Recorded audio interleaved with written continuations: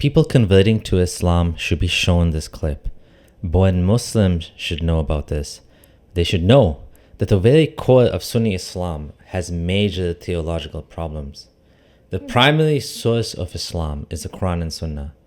Everyone knew for years that Hadith was bad, like really bad, but they didn't realize that this applies to Quran as well. Yasir Qadhi is no stranger to controversy. Being the academic he is, he sometimes ruffles feathers with comments he has made about different issues. But this time, it was even worse than before. He said something that shook the ground below the Dawah community. The Muslim community had to go on damage control after this, so much so that Muhammad Hijab took the drastic step of deleting the last 30 minutes of his interview he did with Yasir Qadhi.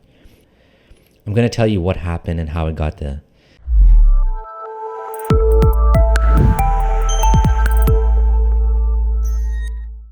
I'm going to share with you what happened in 2020 and how the holes in the Quran narrative got started.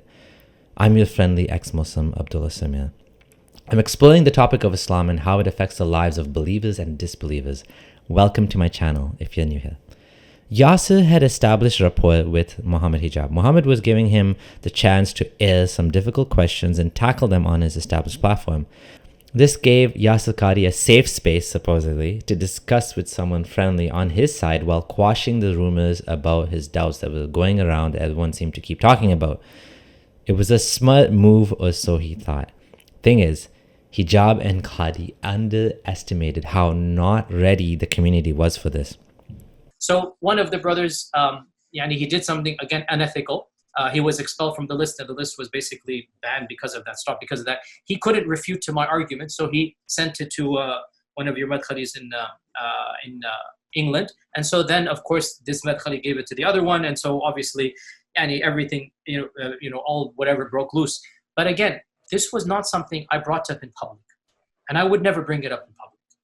And I don't think it is wise to bring it up in public. So what he's saying here is that there was a private scholarly discussion list that Yasir Qadhi was on, where he was speaking about the problems he's seen with Quran preservation. I actually have some of those emails. Guess who leaked them? Fareed. Fareed leaked these to Dawah Man to expose Yasir Qadhi. But instead, this moron ended up creating the biggest scandal on the internet for Islam. In this email, Yasir Qadhi stated the Quran is not letter for letter, dot for dot preserved. He said, how can we understand the Quran as being kalamullah, meaning the speech of Allah, when clearly there are some human aspects to it? He comes up with proposals, one of them being that we assume that the recitations of the Quran, none of them are divine. Now, this is actually shocking because currently, all the recitations are considered equally divine, equally revelation. He then says that a failure to do so, meaning to deal with these problems, will lead to major problems amongst an ever-growing group of intellectually curious Muslims for whom the standard medieval narrative simply holds little academic weight. I believe I've mentioned this on the list before. I personally am aware of around a dozen Muslims in academia who have major crises of faith and perhaps one who has left the faith because of this issue. And I also have confessed on this list that my own personal crisis of knowledge, I wouldn't call it a faith crisis, although perhaps it came close, was when I entered into this realm during my first year at Yale and felt my world come crashing down in front of me. I didn't know what to believe about the hifth, meaning preservation, of the Quran anymore, because there was no alternative. You either had non-Muslim views or these simplistic, standardized, triumphalistic claims that a rational mind simply cannot acknowledge as true. Like, just wow. Imagine finding out after all these years that you have been taught a lie, taught an oversimplified false dogma, and now you're struggling to maintain your faith, almost falling into a crisis. And then sharing this privately with scholarly-like people just for it to be exposed to the masses. Every single student of knowledge knows, who studies Ulum al-Quran, that the most difficult topics are ahruf al-qira'at. and the concept of ahruf and the reality of ahruf and the relationship of the Uthmanic mus'haf with the ahruf and the preservation of the ahruf. Is it 1? Is it 3? Is it 7? And the relationship of the qira'at to the ahruf. This is a topic that when you're the beginning student of knowledge, you're like, what is all of this going on here? When you go a little bit more, you learn to simply memorize what your teachers say and regurgitate it out.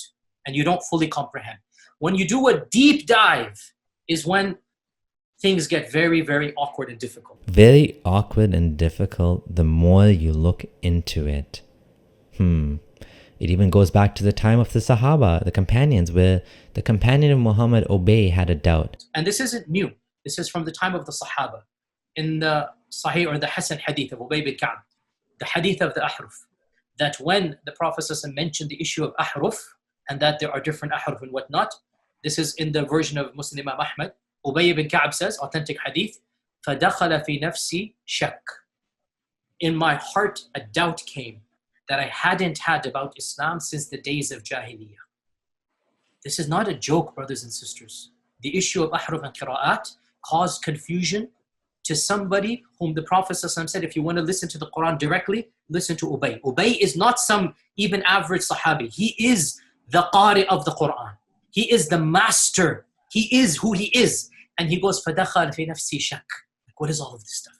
And the Prophet put his hand, and then he goes, it all went away. I love that the Sahaba, the companion of Muhammad, had a doubt. You know what? That's a good thing. But the solution wasn't a discussion. But Muhammad put his hand on his heart and it all went away. Imagine if life was so simple like that. Yeah, don't worry about the contradictions and problems. Just, let the Prophet put his hand on your heart and it's all gone. Like, 1400 years later, we look at him and we're like, yeah, okay, sure. Now, for the first time, I'm telling you here, what was the crisis? I mentioned it, referenced it, but I never explicitly said it. Why didn't I say it? Because it should not be said in public. But unfortunately, these brothers, because they released the emails, so then I have to then get it. This was the issue. That the issue of ahruf and preservation and qira'at and relationships between them, these are very, very difficult issues. And the most advanced of our scholars, they're not quite fully certain how to solve all of the unanswered questions in there. The issue of ahruf and preservation and qira'at are very difficult issues, and even the most advanced scholars are not fully certain how to solve all the unanswered questions. This little clip is enough to show you that Islam has major issues in its foundations, and that unfortunately the masses are not told about them. But then there's even more. We're not done yet. Qadhi admits that this is a well-known problem among scholars. Well-known secret among academics, he says. The story of the emperor with no clothes is a story of an emperor who was sold the most amazing invisible clothes. The most beautiful clothes, he was told, is so beautiful. But the most obvious thing people realize is he was just naked and he got scammed. Here he was walking around and nobody wanted to tell him, you're just naked. And that's what he's saying Islam is like right now. They're all walking around thinking the Quran is preserved, but it's not. Just like the emperor with no clothes. And by the way, this is now a well-known open secret amongst many Muslim graduate students and academics around the world. And this is well known. Traditional understandings of ahruf and qira'at cannot answer some of these pressing questions that are now being poked by our people by our academics, by their academics outside of the faith tradition. You see, in a Muslim environment, there's always some respect that we have for the Quran. We should. In a Muslim environment, we'll press a little bit and then we'll say, okay, khalas, sami'na wa ata'na. And that's great, alhamdulillah. When you go to academia, they don't have that red line.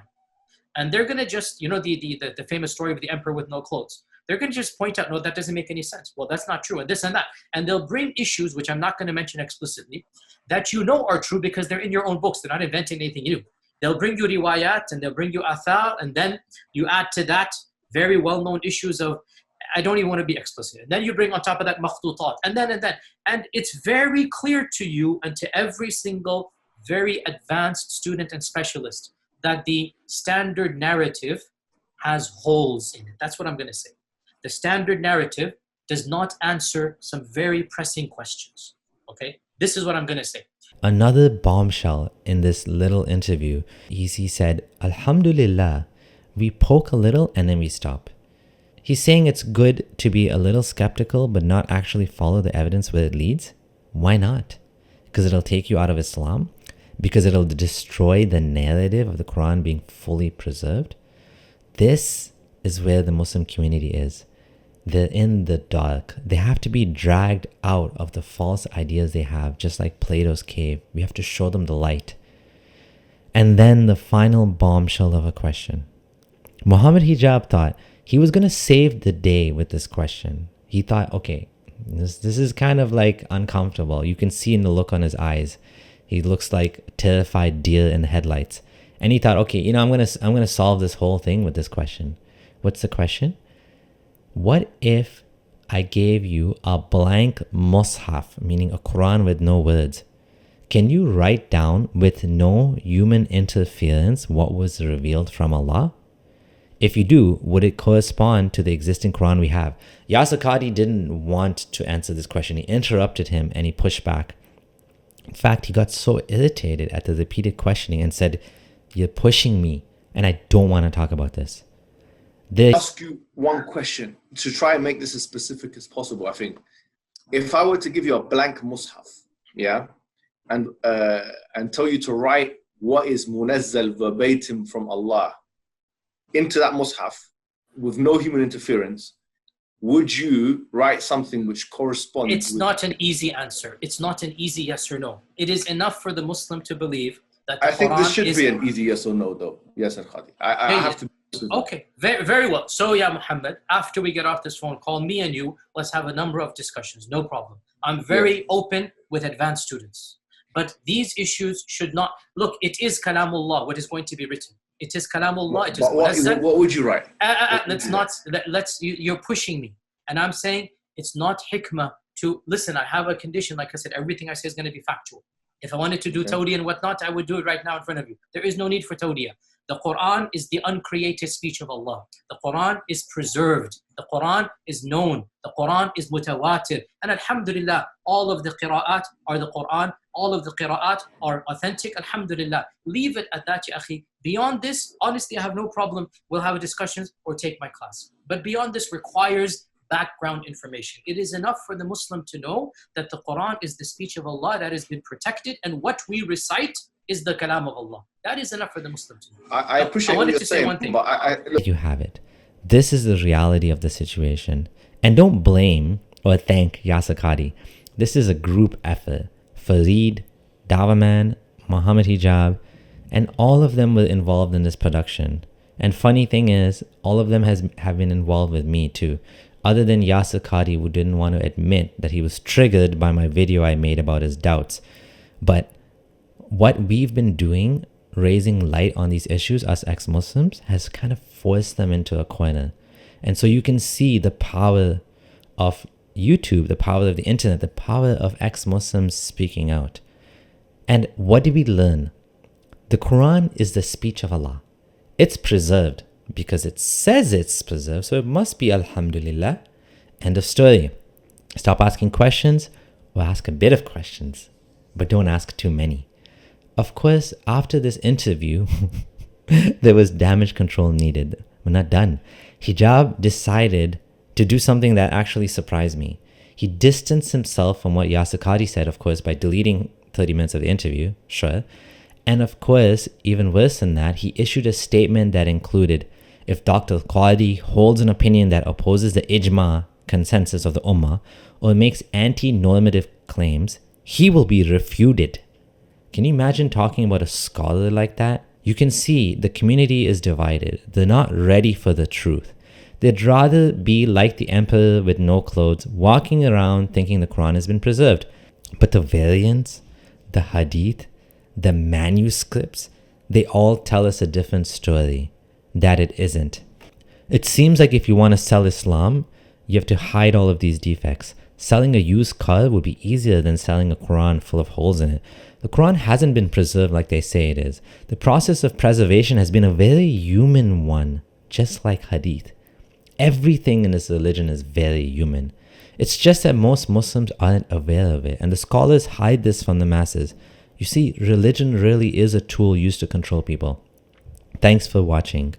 If you want to see more, do subscribe and consider supporting me on Patreon. Your support is most appreciated. This is your friendly ex-Muslim Abdullah Samir signing out.